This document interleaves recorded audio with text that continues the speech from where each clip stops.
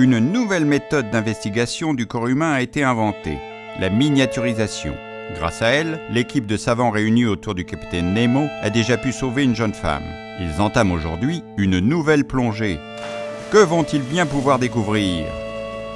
Pendant la croissance, les organes doivent pouvoir grossir. Les tissus vieillissent et doivent se renouveler et, en cas de blessure, se régénérer.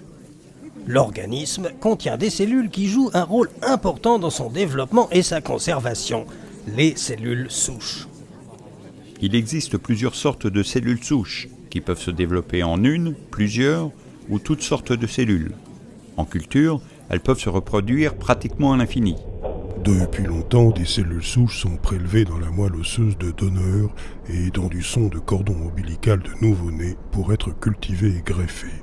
Regardez dans cette cuve. Ces cellules souches se différencient en neurones, celles-ci en 43 jours, et celle-là 68 jours. C'est incroyable. Ce n'est pas tout, les mêmes cellules initiales auraient pu se différencier en toute autre chose. Pas seulement en neurones ? Vous voulez dire qu'elles auraient pu devenir, je ne sais pas moi, des cheveux ? Exactement. Tout dépend des conditions dans lesquelles on les met pour se développer. Ainsi, selon le contexte dans lequel elles se développent, les cellules totipotentes peuvent se différencier aussi bien en os qu'en cellules sanguines, en peau ou même en neurones. Elles ont un très grand intérêt en médecine, pour réparer des tissus ou même créer de toutes pièces des tissus ou des organes. Regardez celle-ci. Elles battent. On dirait... Oui, vous avez bien compris. C'est un cœur, ou plus exactement des cellules qui vont former le muscle du cœur, et qui portent déjà sa caractéristique essentielle, le battement.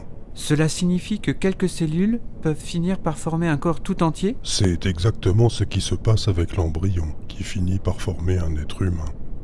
Les cellules souches humaines provenant d'embryons ont un grand intérêt scientifique et représentent un espoir médical, mais ne sont pour le moment qu'étudiées, leur utilisation posant des problèmes d'éthique et de sécurité sanitaire.